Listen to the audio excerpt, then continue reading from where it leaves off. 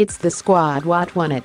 An unusually flustered Manchester City trudged off the Old Trafford pitch at half-time trying to come to terms with their worst half of Premier League football since they meekly lost to Newcastle 11 games ago, knowing that if things didn't change the title race would be out of their hands with just 3 games to go.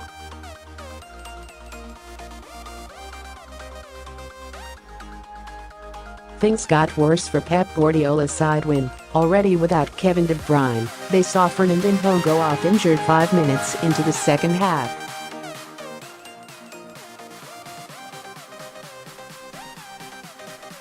At Stamford Bridge in December, injuries to Fernandinho and David Silva in the game proved too much for them to cope with.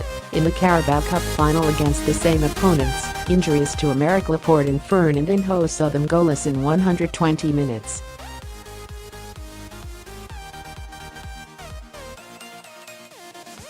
How would they cope in another critical game without key players and the pressure higher than ever?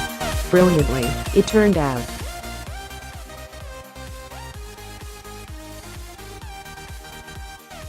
Fernandinho's substitution required major surgery in the team. Raheem Sterling had to swap wings as the out-of-favour Leroy Sane came on. Bernardo Silva moved inside for the first game in a while and Ilkay Gundogan pushed back to a holding role, and within 5 minutes City had the lead.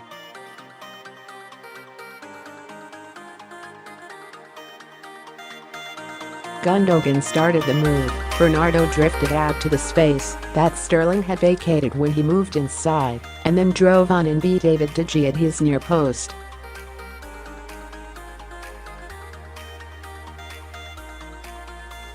It was a triumph of the many formations that the players have rigorously drilled over the last 3 years under Pep Guardiola, learning the exact intricacies of each position in the manager's system and where each of their teammates is going to be at any given moment.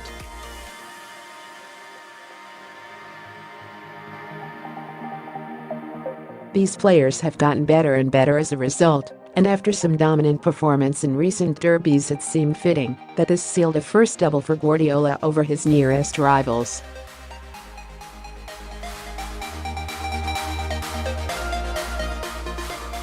Through both money spent and coaching on the training ground, Wednesday's victory was a celebration of the extraordinary squad that City have available to them.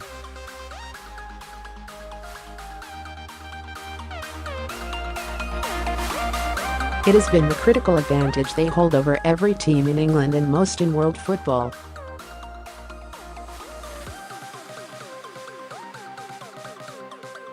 Roy Keane commented after the match that he thought the visitors could go and play another game tomorrow and clashed with Gary Neville over whether the United players didn't put enough effort in or were simply overwhelmed by a team that swarms all over you and pounces at any hint of weakness.